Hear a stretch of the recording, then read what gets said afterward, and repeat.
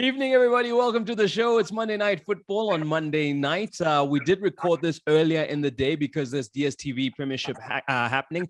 4 teams in action, amongst them AmaZulu. You've got the likes of Gallants. You've got Sundowns in the mix, and of course Orlando Pirates. But let me welcome you to my panel. Speaking of Gallants, we have a gentleman who's joining us in Brighton and Mhlongo, who's not been with us for a little while. So welcome back, Brighton. Calvin was here last week. He's back again, and alongside Obina Okafor. So there we go. That's our full house tonight as we reflect on the weekend that was. And of course, hopefully, you know, by the time we see you next, we'll be able to reflect on the games that happened on Monday. But let's look at the weekend.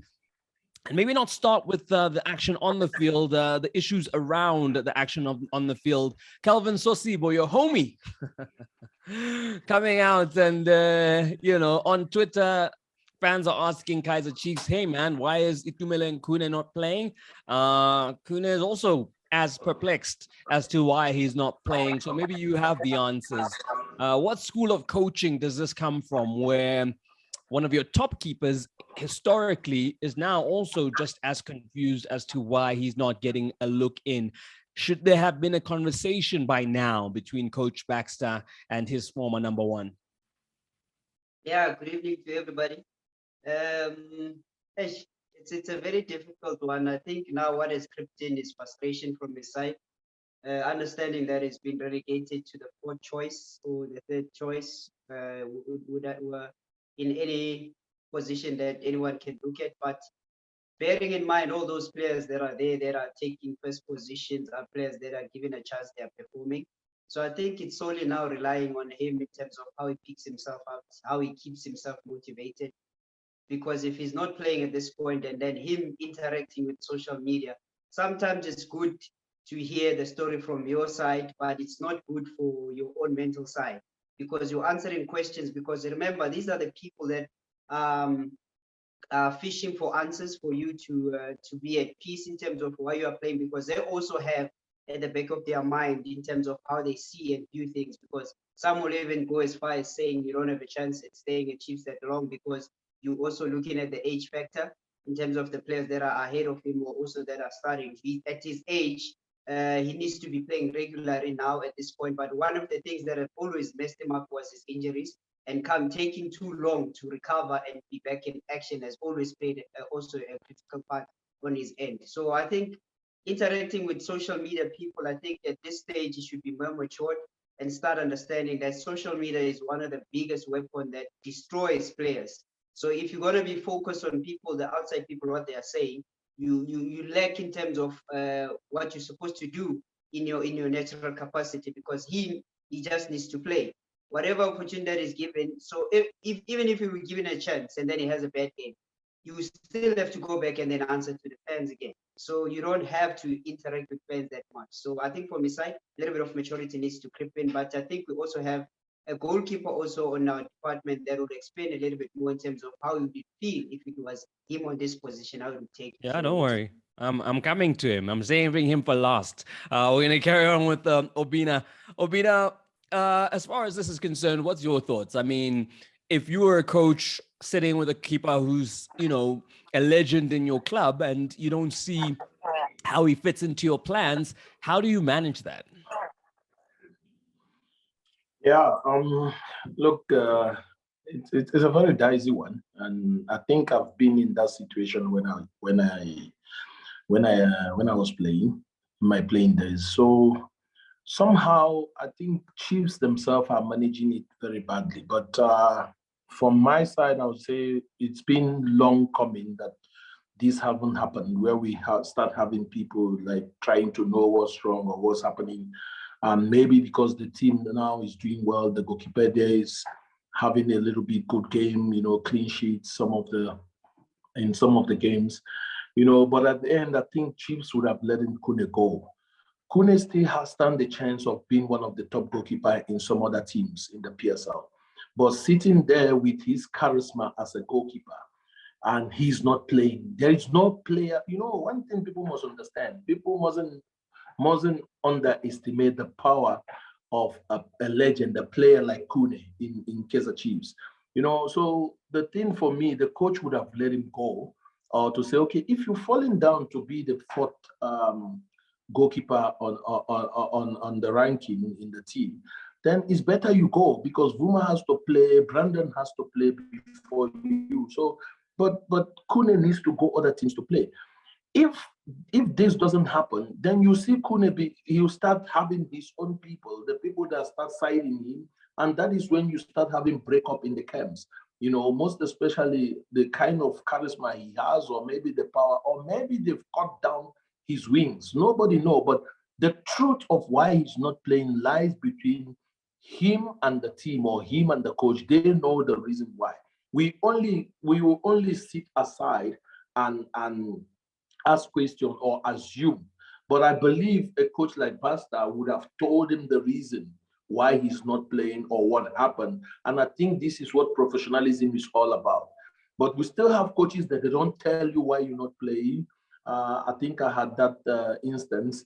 Why you're not playing? They just keep you on the bench for no reason. So I believe it's high time they just need to let him go. But at the moment, I think he just need, like what Sosibo said, he just need to calm down, just manage himself, try to motivate himself, and just wish the team all the best, because for him to be the fourth goalkeeper, I think he needs to look for elsewhere, because his contract again ends. He's still got a season more. It's not like this season. He still have one more season more. He can't be like this for the whole season. So no, for sure. No, for sure. Brighton. So, I mean, it ends up in your lap in terms of, being a goalkeeper yourself. Obviously, you go from in Khune's position being the first name on the team sheet to now being fourth choice. Is the writing on the wall? Are these the signs? And I mean, I don't think anyone imagined it ending like this as far as the relationship between, Chiefs and Itumeleng and Khune. You thought it was going to end on a high, he gets these flowers. But it's looking now like they're just waiting for it to kind of fizzle out. And then, the player will be free to do what he does. Well, how would you counsel Khune if you were speaking to him at this point in time? Yeah, look, first and foremost, thank you for having me back, guys. I missed you so much. We missed you too, mate. Yeah, I'd love to attest to what my other two panelists have said. But I like what Obina has said right now, whereby obviously the story lies between the club and the player himself. However, what Soso has said is very much key and very much important. So I'll take it back to when you are playing. There's always an example where we say when the coach selects you to play, he never explains to you why he's playing you. And at some point, you get to a point whereby when you're not being played, now suddenly you're demanding answers. I think what we need to do, or what we need to focus more on, is what we're putting in a training. Is the work ethic okay? Is the physical aspect okay? And is the discipline part okay as well? Because what Soso has mentioned is very much key and very much important for a senior player. You need to make sure that you are able to embrace and withstand any criticism as much as you cherish praise. Sure. So therefore, with Itu, what I've realized about him, he's a good friend of mine, and he has always been my mentor. What I've realized about him is that he takes it hard. He can't embrace criticism as much as he cherishes praise. It's like if he has a good game, he can post all he wants, And when he has a bad game, and when people come at him, that's why he can't withstand that. So therefore, I believe that he needs to tone down a bit on that side. As a senior figure now, he needs to have deep conversations with himself.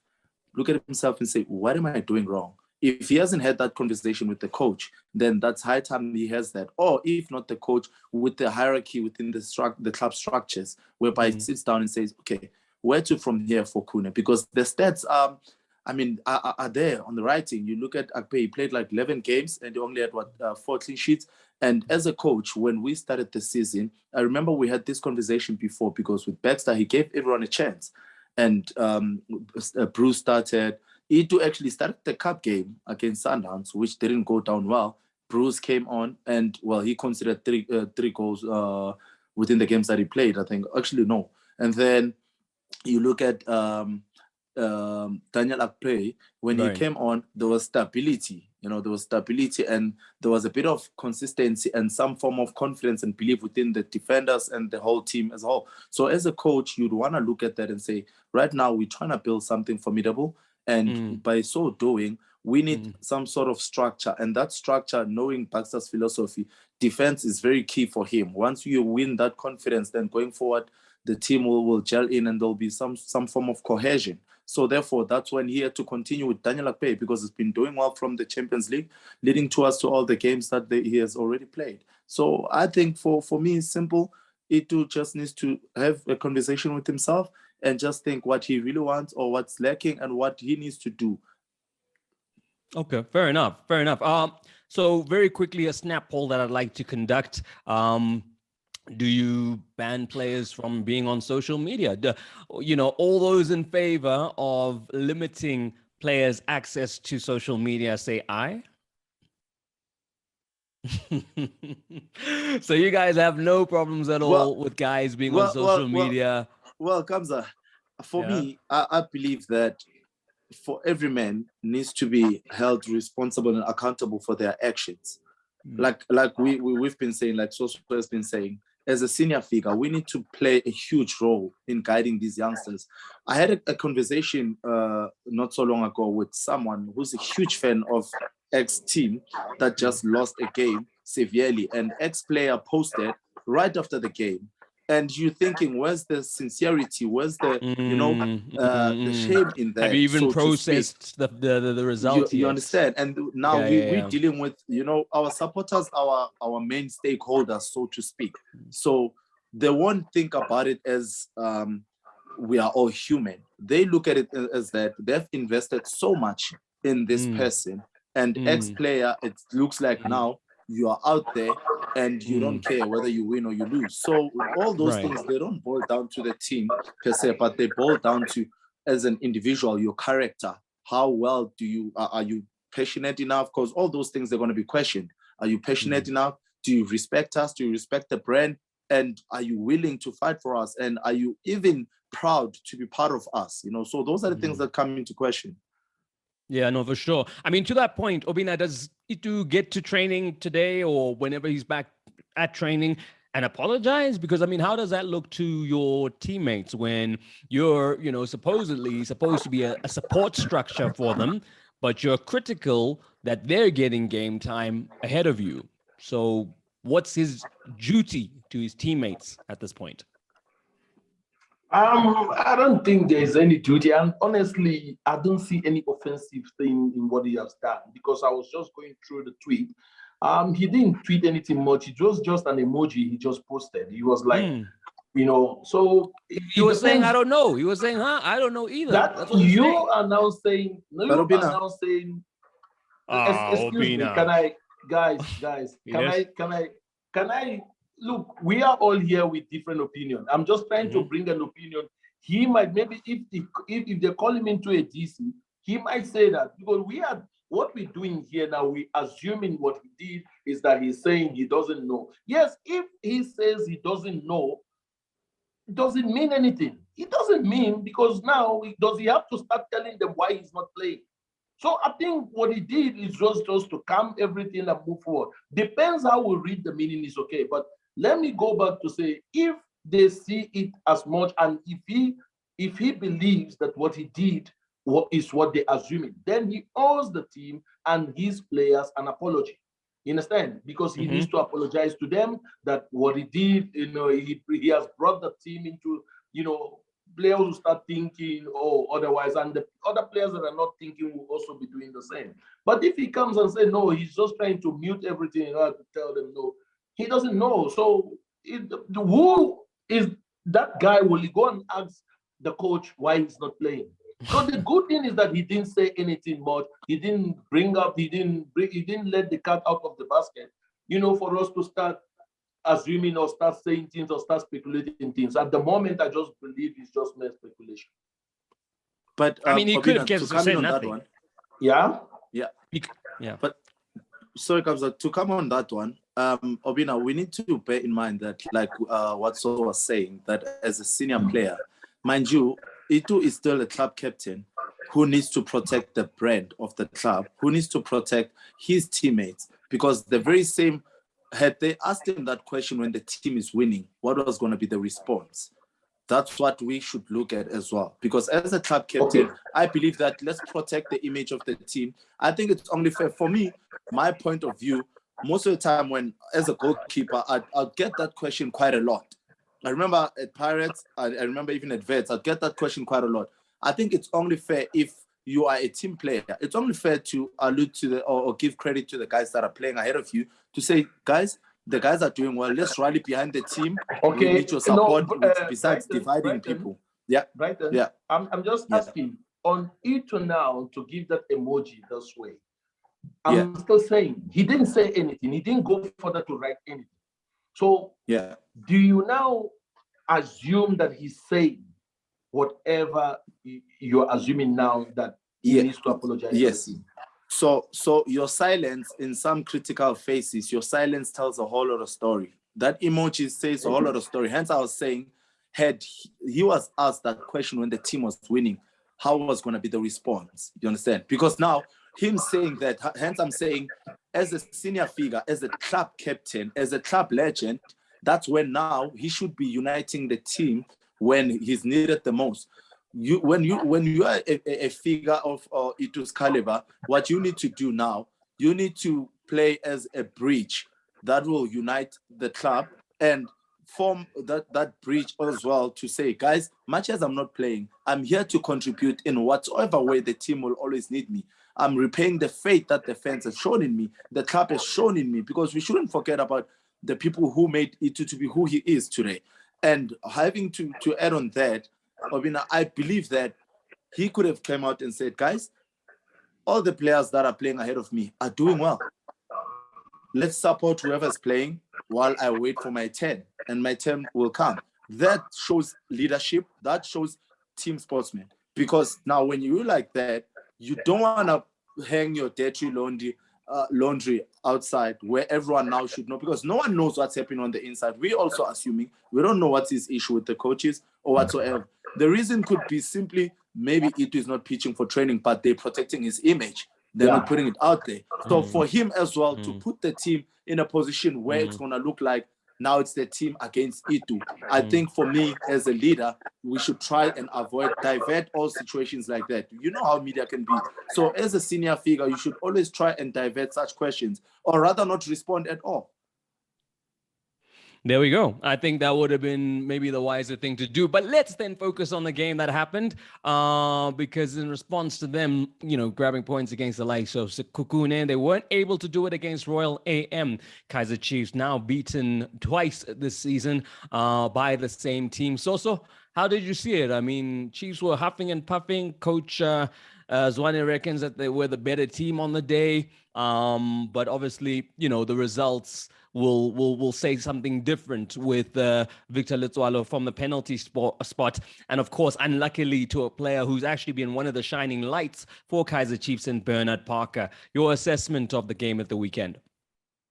Yeah, it was a good game to watch, played in phases. But I think what I took up from the game was the fighting spirit, the mentality from the players coming back from the ordeal that they have with their COVID players that were not available. With some player coming back also into the team, gave them a moral boost.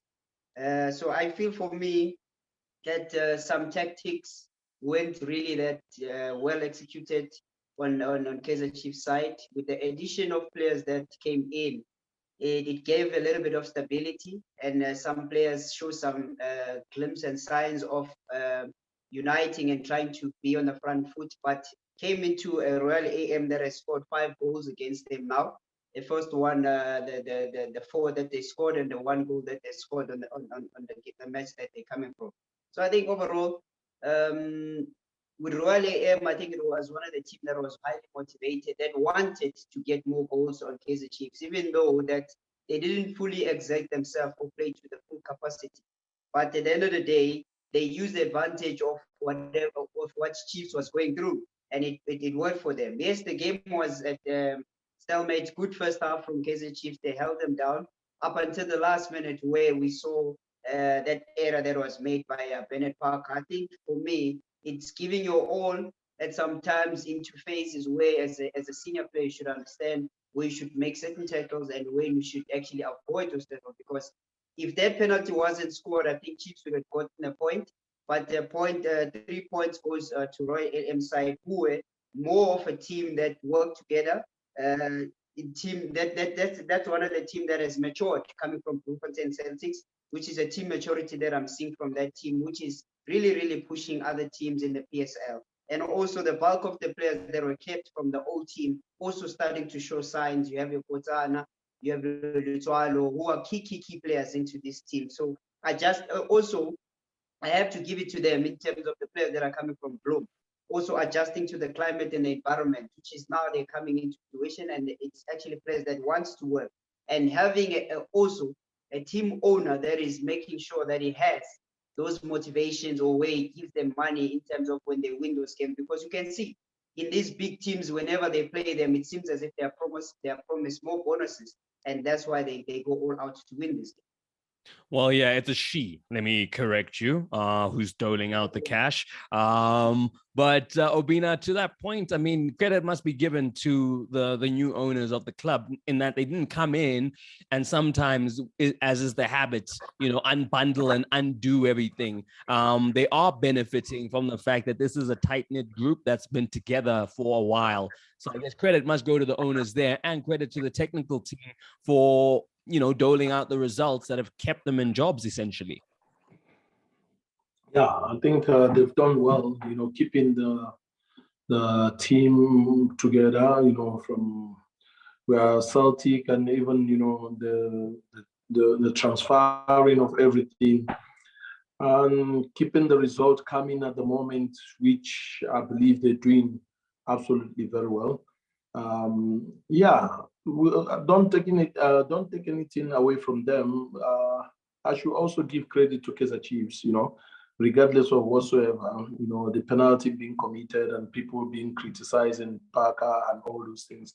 Royal AM came there with a game plan to defend and go on a counter attack, while Chiefs have more dominance of the game, try to play, but it wasn't easy for them to break the defense line of when you watch all of them, all the players come behind the ball. And there is something I picked up with Chiefs team. Sorry, I'm diverting a bit, but there is something I picked up with Chiefs team that played against Sekhukhune and the team that played yesterday. Right. The team that played yesterday weren't more, I think they're more, I'm just trying to find how to put this for me not to get on people's... No. You must say it the way that it's going to trend. No, look, sometimes you just need to be... okay, fine. The team that played yesterday, they're more of the regular players, but you can see what they don't give everything like the other team that I believe they're more of fringe players that wants to play, that wants to show what they can do. The game against Sekhukhune, all the players were falling behind the ball. They start the ball, they play together, they move forward. But now you see a team yesterday that the field was divided into two. You see Khune, Billiard, Parker, Billiard, Dolly, and the rest. There were about 4 up front. Then you see the remaining team behind. The midfield becomes open. It was a two divided team. And I believe that's where Royal AM capitalized and have their game. They also played. They used that opportunity that Chiefs created for them and played. So it was a two teams from Kaizer Chiefs, but also credit must go to Royal AM that took the opportunity. They saw the chance, they took it, and it's a double against Chiefs this season. So I'll give them the credit. They did well, very well.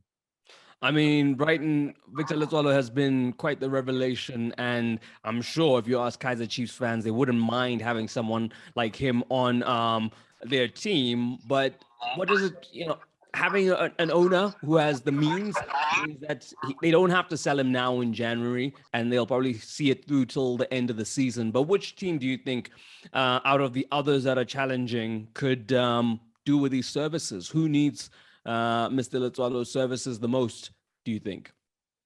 Royal AM does need him the most.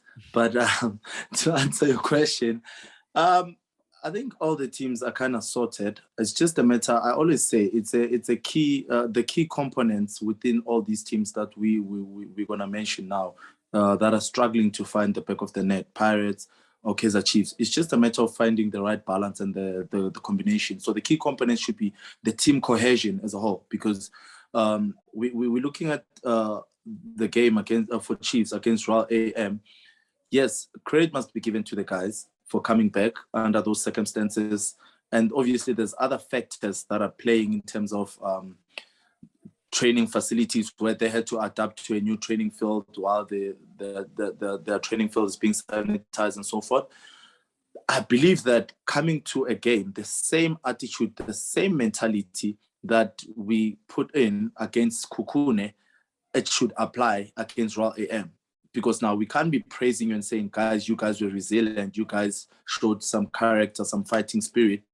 And then we come the next game where you had enough time to prepare properly for a game, and then we go on and lose the game. But we're not saying they didn't play well. They did very well. It was unfortunate based on the result. They did very well because you could see Dolly coming back.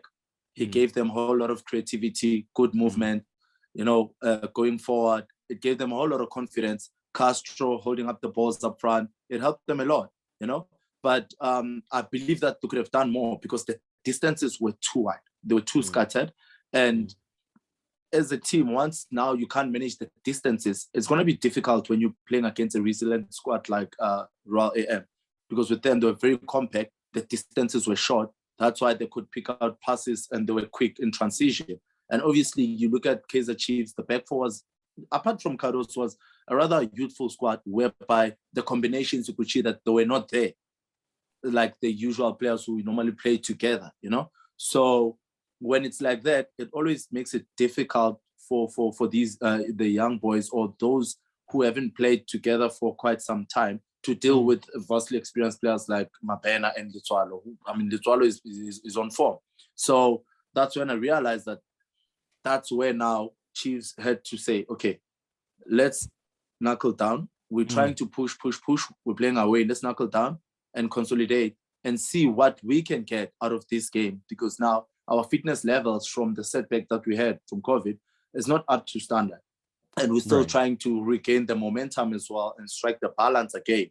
So if we want to push and go flat out, tactically, we end up losing the momentum, and there'll be a lot of lapse of concentration as well. So that's when now they ended up conceding that penalty, because you can see that it was just a lapse of concentration, and you can see that it's just lack of proper preparation towards the game, which you cannot blame. But as well, we'll give credit to Royal AM because they withstood the test of time. They are showing that they're a force to be reckoned with within the PSL. They're not just adding numbers. And as for Victor Litswalo, I wish that he can continue working hard and probably test himself if needed. Because if Royal AM can afford to keep him, then let's keep him, and then aim for greater heights. Because we're talking about the team that since the season started, they've been lingering between position 1 to 6, so clearly they are ready to compete.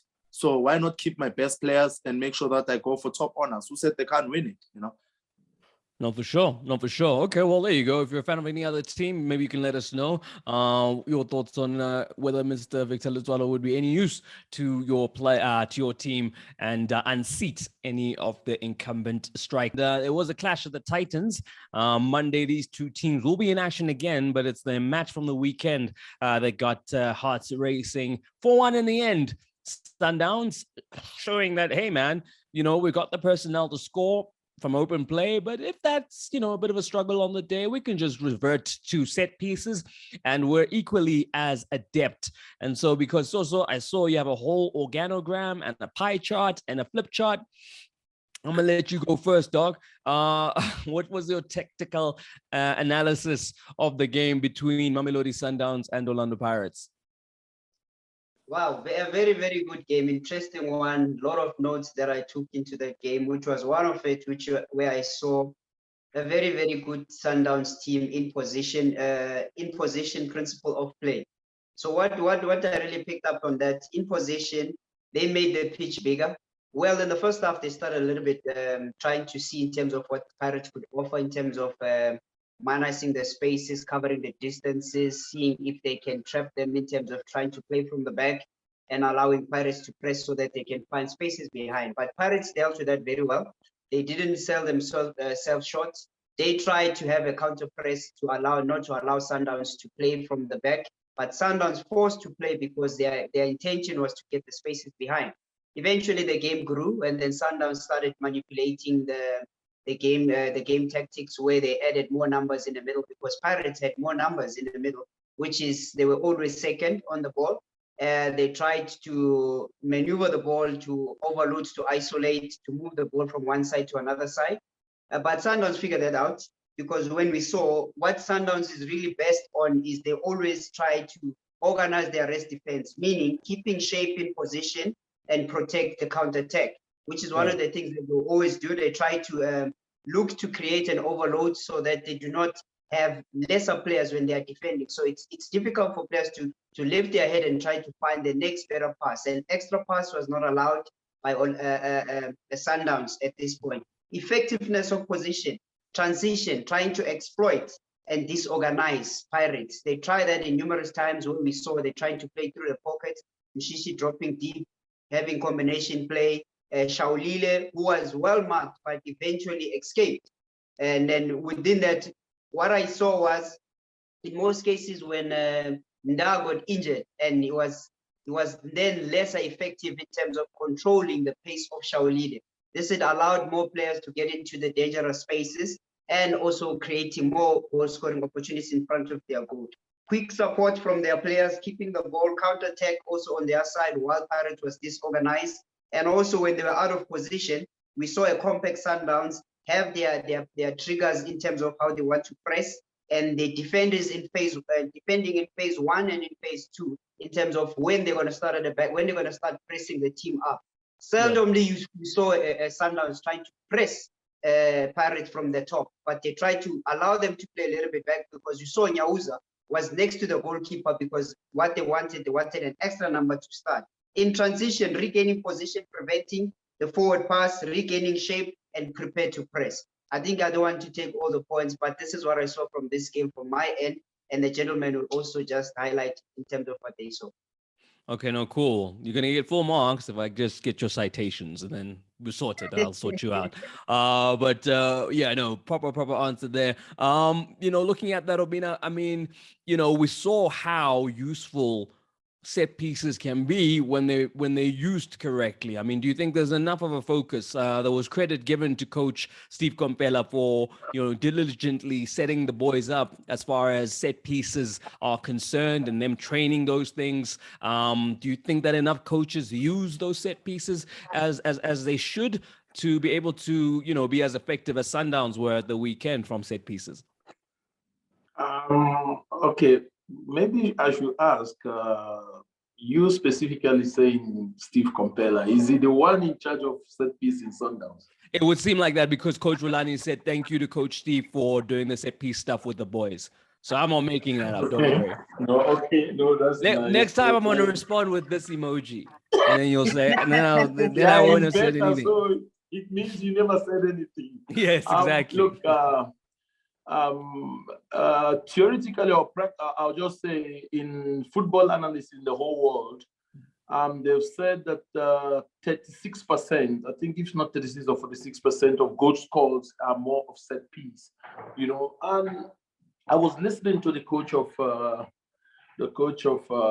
Man United when he was talking about in one of his podcasts. He was saying, look, people should train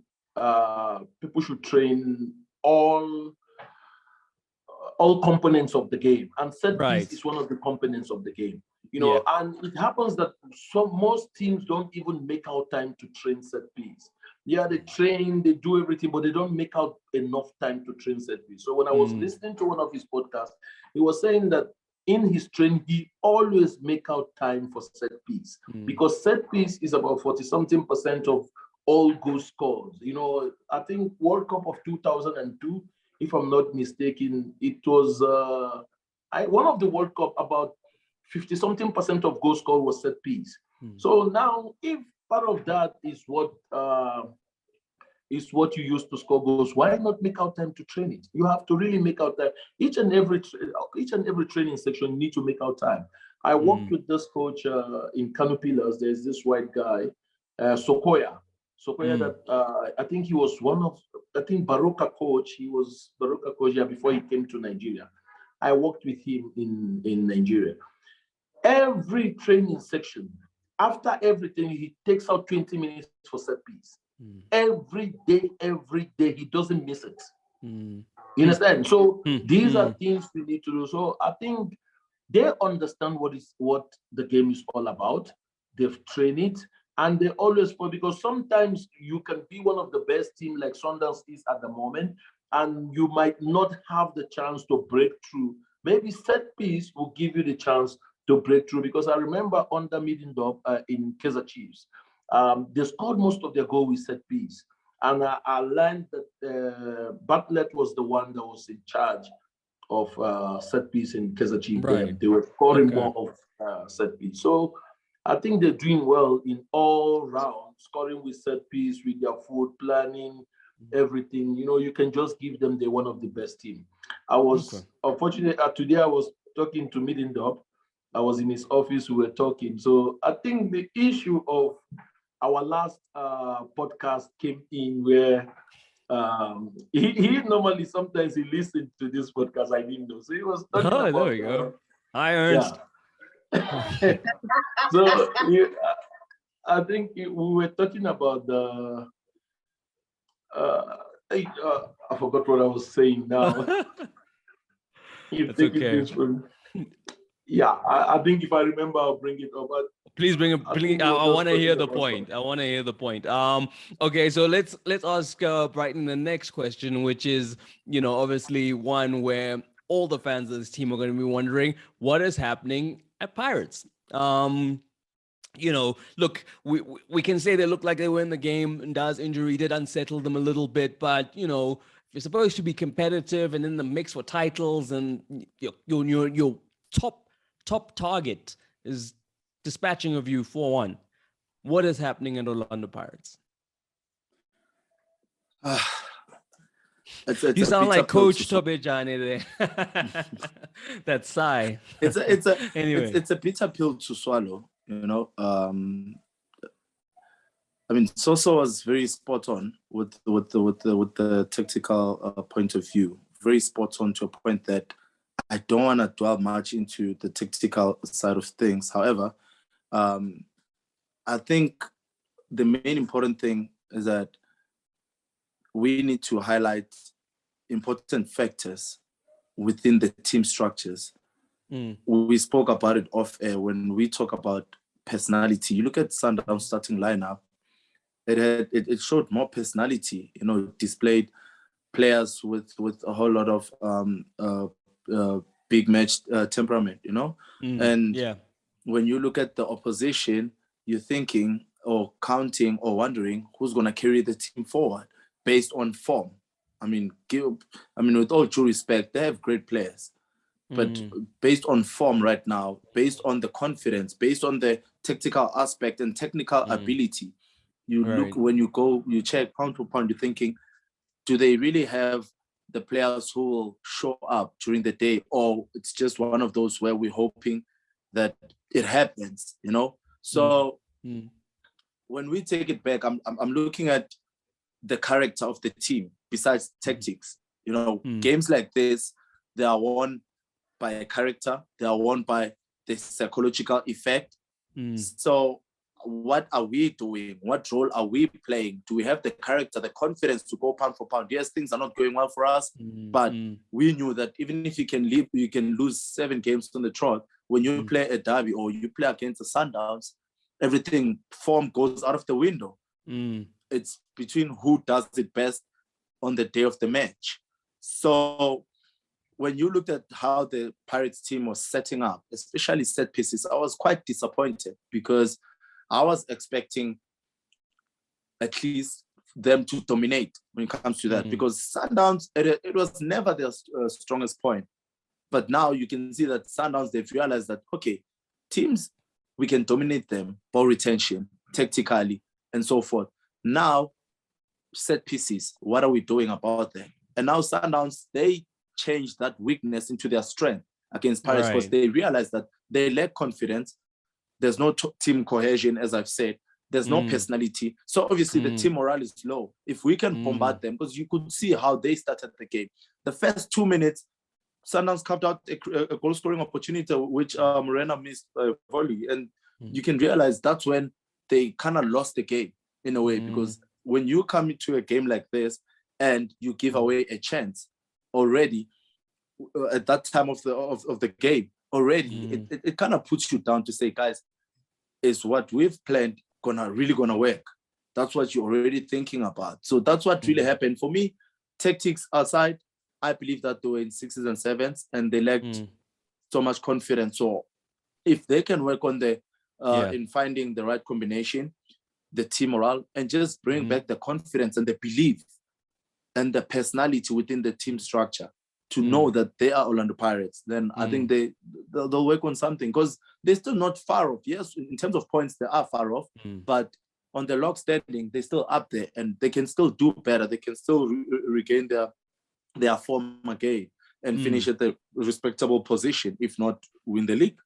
I mean, so to that point, I want to find out, have you ever been in a squad or in a team where prior to the game, you guys were beaten in the mind already? I know it's something hard that most players wouldn't admit to, but looking back now in hindsight, are there any games where you could sense that maybe not you, maybe you were the one who thought, no, we can still win it? But, to Brighton's point, have you been in a team that was beaten in the mind already prior to a game? Yeah, definitely. In most cases, it happens because you see, this team, you can really right now, no one is going to contest that they're not going to take this league. Nobody's going to. So playing against such a team that hasn't lost for that fact.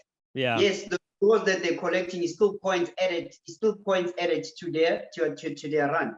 So I think in most cases, just to answer your question, yes, there are players that can come out and say yes already. You can see the squad composition and how this team is. I think one of the things that puts the team under pressure at this point, which what Orlando Pirates did, was they tried to focus more on how to stop Sundowns and stop playing their normal game.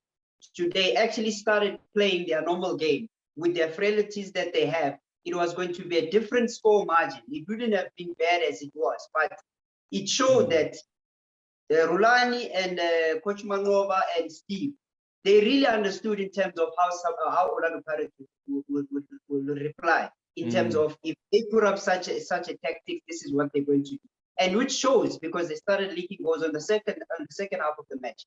First half they had it pound for pound.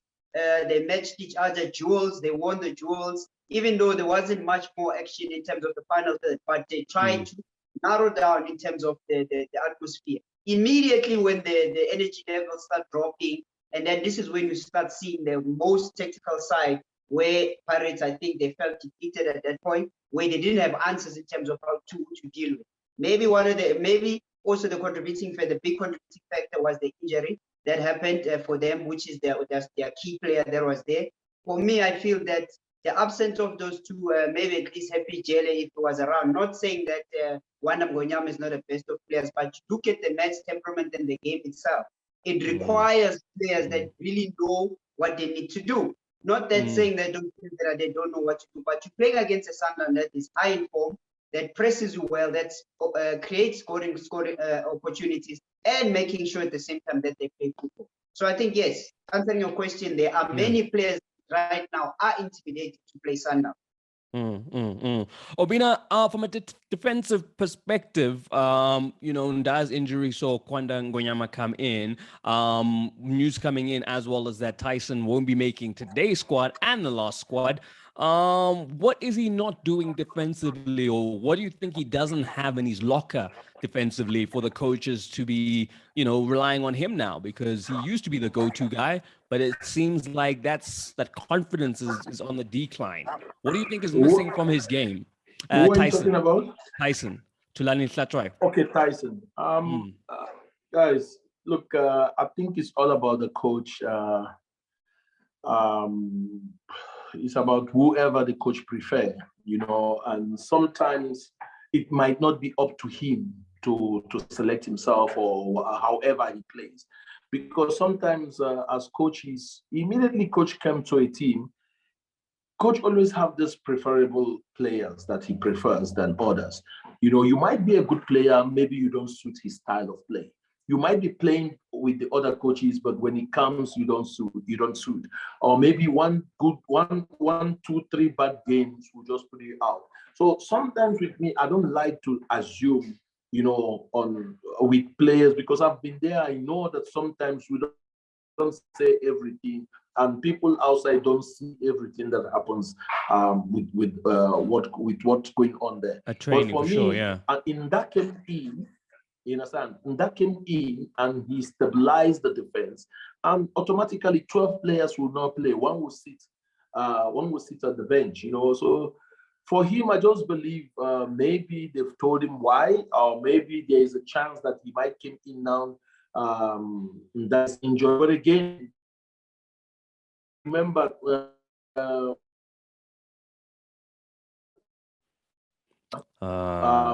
Also for his time. It's just always that for me. I think. Oh, we're having a bit of trouble with Obina's signal. We'll hope to get him back. At the end of the much as the other. Obina, Okay. sorry, man. You got cut off there by the signal. Yeah, we can hear you loud and clear now. Go ahead. Sorry. Okay. No, I was saying that he still the team. Hello, can you hear me? Yeah. It keeps on cutting out, but I'll tell you if you go away again. Just keep on going.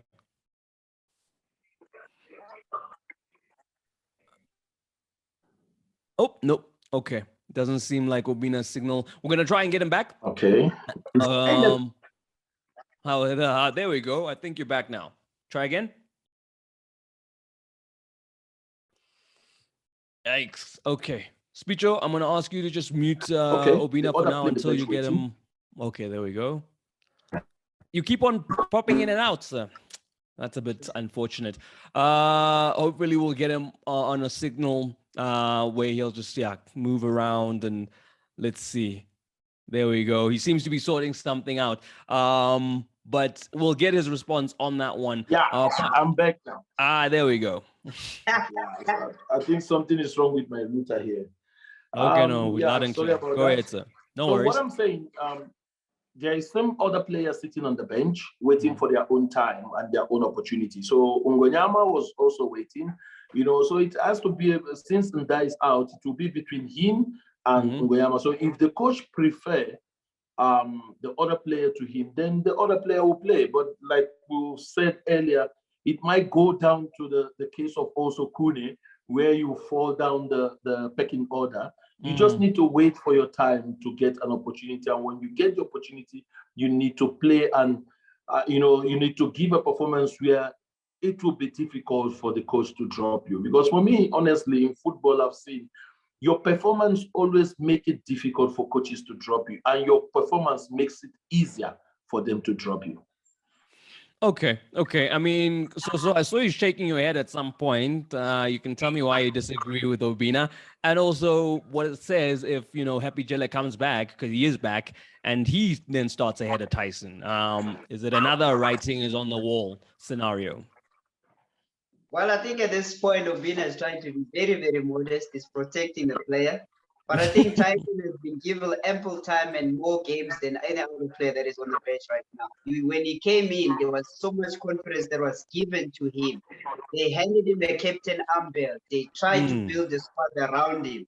And that all crumbled and failed. What was wrong with that? It was him just to adjust to the team and make sure that he gives his best and understand the role that he needs to play in the team. Not to overdo, still continue within the same performances that got him to be at Orlando Pirates, because Orlando Pirates tried to build around him.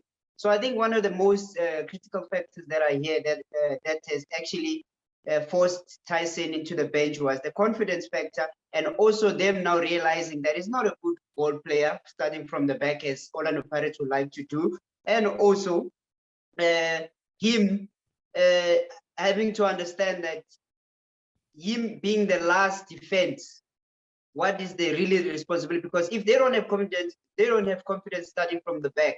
They're expecting to come from the defensive line, which is the back four to protect the goalkeeper. And at recent, they even went as far in getting the Ndah from Nigeria, who has done exceptionally well. He's been given one goal, and he hasn't even dropped the bat even once. And this shows a player in terms of readiness, mental. And I think at this point, what Tyson needs to work on is just his confidence and starting to understand that his shortfalls, how he can polish and sharpen himself, because he really was tipped to be one of the players that Pirates really want to build around him and make him the captain of Bafana Bafana, and so the captain of a big team, which is Orlando Pirates. So for Obina to come back again to say that if a coach drops you through, yes, they dropped him based on performances because they couldn't keep him on there while he's the last man and they're conceding goals. So being modest Obina at this point, I'm sorry, my brother, I have to put the other way. There we go. Okay, Brighton. I mean, you played with him at Wits, right? He was a teammate of yours. Yeah, I played with him at Wits and with the national team as well. Right. What is the biggest difference? I mean, I want to first dispel this myth. Is Tyson a ball player or not? As in, because people will say that, like Calvin has said now, they realize maybe that he's not a ball player. Do you agree with that statement? Can I be a bit tactical about it, if I may? Go ahead. He comes from an academy which they are very much famous with the Johan Cruyff tiki-taka football Ajax. So they were based. The philosophy was based on build-up football, but tactically and technically you had to have the acumen for that.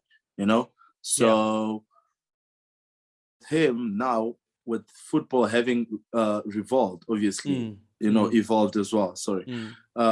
He got to a point whereby his transition from Ajax to Wits, it was a different ball game whereby he had to learn how to fight now and forget about the tactical aspect of things. I mean, we know with Coach Kev, it's always about playing from the second ball. So it wasn't more about let's start with the build-up, because people, I often hear, we're building up, but we never talk about the next phase from the build-up. Let me dive in quickly.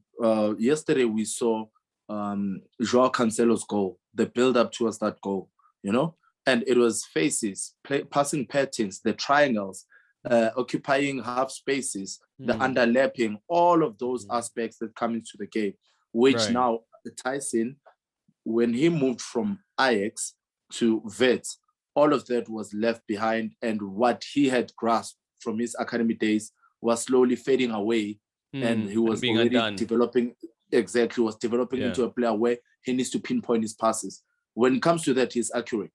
Playing a long ball, he's very good at that. Switching play, he's good at that. Now, it brings us back to what Soso was saying, the confidence part of it. So his transition from Wits to Orlando Pirates, lots of expectations from him, which I doubt that he was aware of that pressure. I don't think he was aware of the pressure that he's carrying with him. Therefore, when he got to Pirates, he kind of downplayed the whole tactical aspect of things, and he thought, okay, cool, I'm Tyson, everything is going to fall into place, of which that's sometimes what the biggest mistakes that we make as players. I think he still has the ability, to come back to your question, he has the ability to be a good ball player. But given with time, of which that's what we don't have, unfortunately, that's what the stakeholders, which are the supporters, don't have, it's going to take him a while, because now, remember, the people that are around you are the ones, I think we had this conversation before when we said, right now, yes, he's trying so hard, things are not happening for him. Therefore, what can be done? And we said, the players that are around him, are they helping him? Are they giving him the confidence to do so? Is he allowed to make those sort of mistakes? Yes, we don't expect them from a player like him, but is he being given the confidence to say, you can do this? We know you. That's the reason why we signed you. That's why you are here. Because some players, they just need a pat on the back to say, I signed you because you are a player of this caliber. And you are far from being that player right now. And I know you can still do it. I remember Benny McCarthy once told me, like in camp, that when he was not bringing in the goals, his confidence was low. Jose Mourinho invited himself at Benny's place and gave him a DVD of him banging, a compilation of him banging in all the goals, and said, I want to see this guy tomorrow training. Then he left the house. So why can't we do it here and say, this is what we know of Tyson. You can do this and that. You come from Fopedihan, you come from Ajax Cape Town, where the academy is all about tactical and technical aspect. So what's stopping you from doing that now? So it's just a case of confidence. Yeah, it's just a case of confidence and getting his headspace right. Because if the team is not doing well, I've been there before. I know how it feels when you're Pirates, when things are not going well. You feel like you just go into depression mode because you can't even go to the mall. You can't do anything. You're thinking the world is just, so he just needs the amount of support that he can get, especially from the senior players around him. That's all the help that he needs. Okay. No, fair enough. Let's see if he gets it. And I guess it is quite difficult that after years and years of being trained by Gavin and playing that hard man, break your leg soccer, and now you must change it over to, finesse and shoe shine. What's that, Obina? Why are you laughing, Sosibo? No, look, I'm trying to say something. It comes down to from what Brighton said, that at the time when we're talking about Chiefs thing with Khune thing, that with players, coaches don't explain to you why you're playing. Why should they explain to you why you're not? Yeah. Why you're not? So it comes now that when he mentioned this issue of Benny, I always believe, or I always think the way he said now, until when I played in Europe, I get to understand that as a professional player, a coach owes it to you to tell you why you're not playing. If you go down to a pecking order, the coach owes it to you to tell you why you're down on the pecking order. He needs to tell you what to work on to come back into the team. And these are things we don't do in Africa. And when you go out to ask a coach, why are you not playing? It becomes an insult. It becomes a big issue that you are insulting the coach. You don't respect your elders or whatever. But this is about a player's business and things that makes him happy. And remember, as a coach, when you go like Benny, Jose going to Benny, already it's a motivation for him to go to Benny on his own. Forget about the DVD. For him to invite himself to Benny is a motivation. So I remember also when I was with Benoni, I think I went to visit somebody in Piso was in Super Sports then. Piso will invite himself to players. I think some players used to say that. He would just come, he will call you, where are you? Fine, I'm coming to your place. I'm coming for supper. He comes, he always visits all his players. And these are motivations on his own. So I believe, like what he said earlier, Tyson also, it's good for the coaches to also go to them. And I will tell you the truth. The biggest truth in my whole football career, I enjoyed football at the time when I was playing in Julius Berger and Maritzburg United. Because there was a time you go over, you become a player above mistakes. The reason is, coaches don't even look at you, that even when you do a mistake, they can see clearly it's a mistake, but they clap for you. And these are things like with the player, it gives you moral, you can do anything. But now it comes to a point where if you come into a new team or anything, you want to impress the coach, and it's difficult for you to impress the coach. It kills the confidence of a player. If I hear from Brighton correctly that this boy plays from Ajax, from the Johan Cruyff development, it's still in his blood, it's still in his body, it's something he doesn't go away, it's there. It's only for him to be motivated, for the coach to show the belief in him. But then it's difficult because football is mere business to say, given an opportunity, you don't take it, another will be given, because the coach job is also in the line. I think that's just what I wanted to say. Yeah. Okay. It does, Obina, it does go away when you play for Gavin, eh? Trust me, it does go away. They beat it out of when he signed me. When he signed me at Vets, he signed me. I was coming from the building up philosophy. When I got there, he said, pitch the front man. or else you'll never play. And I never played Obina, trust me. I was stubborn and said, no, coach, you signed me because I'm a ball player. I can build up and whatnot. He said, pitch the front man. We play from the second ball. If you're a midfielder, just help it on. Don't look at it. Just help it on, and then we're done. Wow. So it does come out eventually, because when I realized it was late, when I realized, I was like, I need to strengthen my groins. I need to strengthen my ankles so that I can pitch the front man. I realized it late. That's when I started playing late. So it does go out, because now when you switch from there again, you like... It's another thing to hear this from you, because I've been like, yes, I understand Gavin philosophy. I've played against him a couple of times, I know, but I don't understand. He always say that you have to play that way. He does. Honestly speaking, that's what he says straight to you, that he's playing business football. All he wants a center back.